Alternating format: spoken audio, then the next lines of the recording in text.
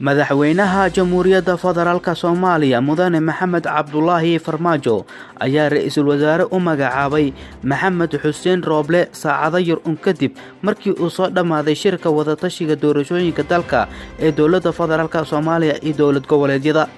ra'iisul wasaaraha cusub ayaa looga fadhiyaa inuu dalka ka samata bixiyo una ka gudbiyo marxaladda adag ee kala guurka.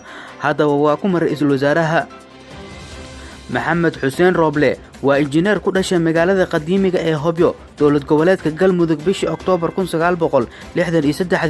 ra'iisul wasaaraha cusub ayaa waxa uu waxbarashadiisa asaasiga ku qaatay magaalada Muqdisho halkaas oo markii dambe jaamacadda ummadda kaga biiray kulliyadda injineerinka oo uu ka qalin jabiyay sanadkii markuu ahaa 1990.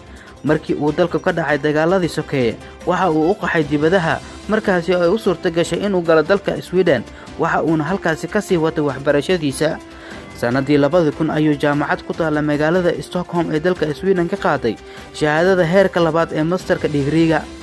Maxamed waxa uu markaasi wixii ka dambeeyay ka howlgalay dalalka Soomaaliya, Kenya, Tanzania iyo Sweden isaga oo dhowr iyo 10 sanadood la soo shaqeeyay hay'adda qaramada midoobay gaar ahaan hay'adda shaqaalaha adduunka ee loo soo gaabiyo ILO.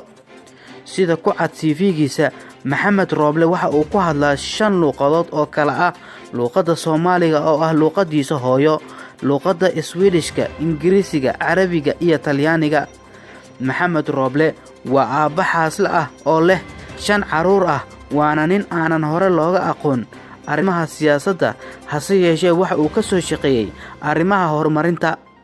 Maxamed Rooble ayaa haddii uu helo kalsoonida baarlamaanka waxa uu la wareegi doonaa xafiiskii uu baneeyay ra'iisul wasaarihii isaga kaga horeeyay ee Xasan Cali Khayre kaasi oo 25 bisha Luulyo uu guddoonka baarlamaanku sheegay in ay kalsoonidii kala laabteen.